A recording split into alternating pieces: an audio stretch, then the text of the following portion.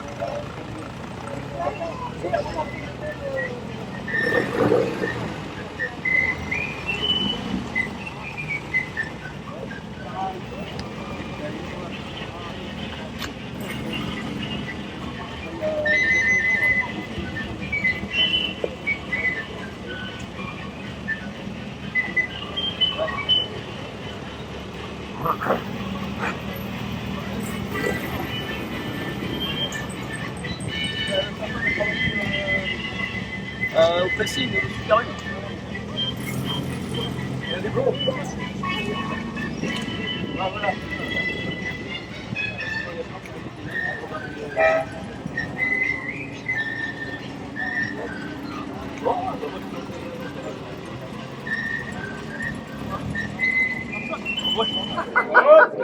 Approchez-vous. Bonjour, bonjour. Je crois que tout le monde est arrivé. Ouais. Donc c'est le moment du discours. Moi, je suis désolé, je suis pas habitué. Hein.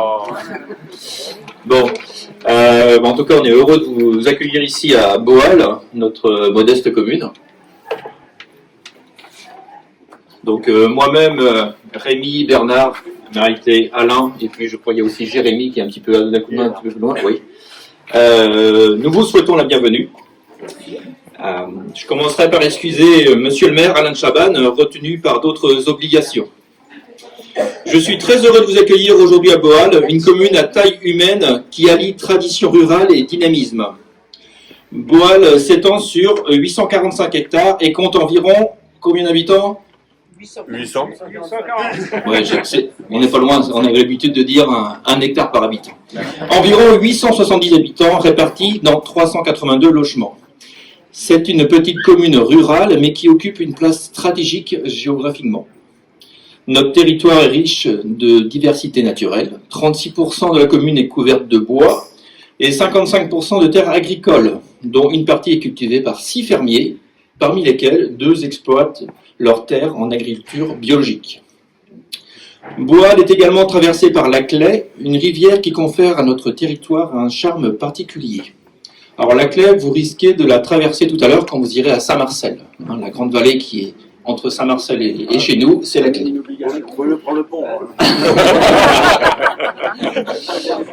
Par ailleurs, la route nationale RN 166 qui longe notre partie ouest assure un accès facile à notre commune. Nous sommes en effet à mi-chemin entre Vannes et Pluermel.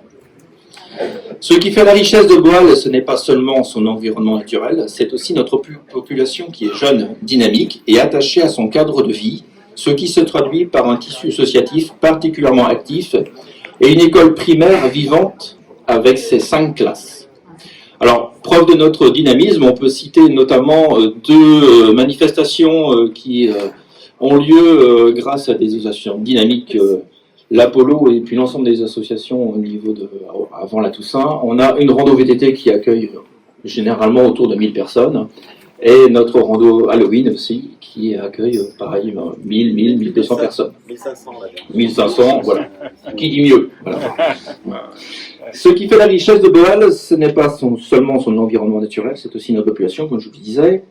Nous continuons à répondre à la forte demande immobilière avec des projets comme celui du lotissement de Chabannes qui est juste derrière vous.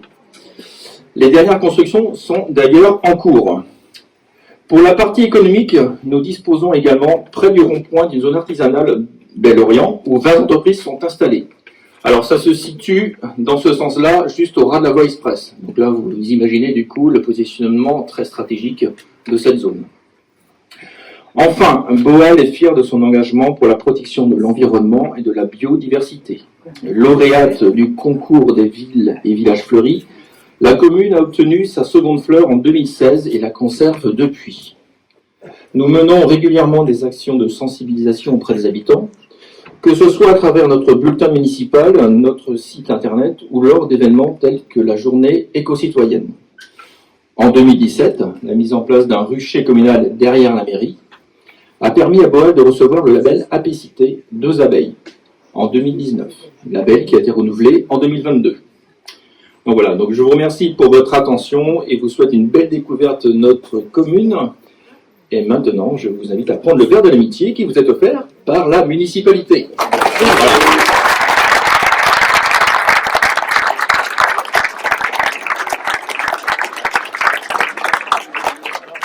Alors, ce qui n'était pas dans le discours qui m'avait été un petit peu préparé, c'est pour me coller un petit peu la réalité de votre périple.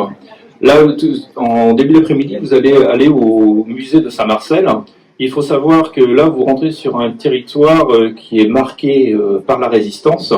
Toutes les communes de Boal, de Serran, de Saint-Marcel, et après on va un petit peu en direction de Plumelec, sont vraiment très marquées.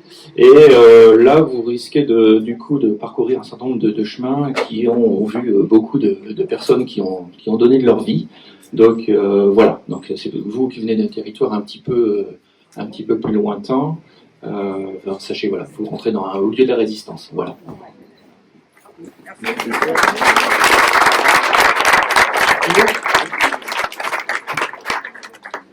Alors moi, je voulais surtout remercier la municipalité, donc M. Breton, parce que quand j'ai fait une demande de salle, ça a été assez rapide et puis l'accueil a été formidable. C'est vrai de ce côté-là. Donc, et puis, je vous invite à venir découvrir la commune parce qu'il y a une belle église et la commune est très fleurie.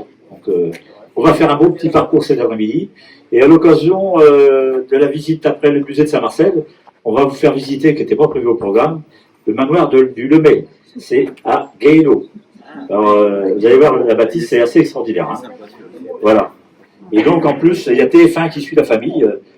Normalement, TF1 devrait être là, mais bon, c'est sûr.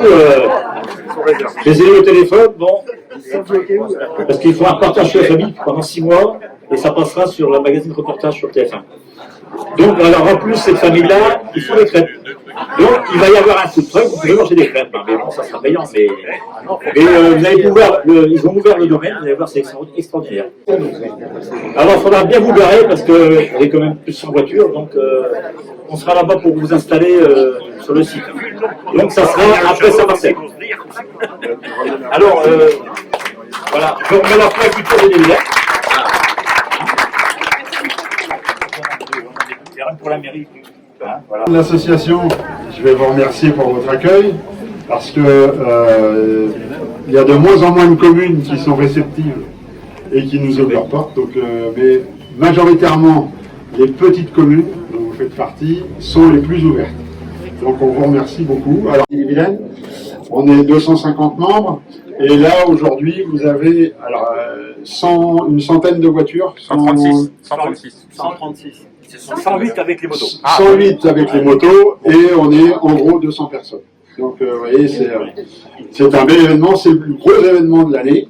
On accueille bien évidemment nos adhérents, mais aussi des gens de l'extérieur. Il y a des clubs amis qui viennent participer, des gens qui nous rejoignent. Donc merci à tous d'être là. J'en profite pour vous remercier, les participants, parce que, comme je dis toujours, on a beau organiser, mais si les gens ne participent pas, ça ne sert à rien. Mais surtout, je voudrais remercier Didier, sa femme et toute leur équipe, parce qu'ils nous concoctent depuis de longues années des très beaux tours d'Ille-et-Vilaine, et on a encore la preuve cette année. Donc merci Didier, merci Christine, merci Yannick.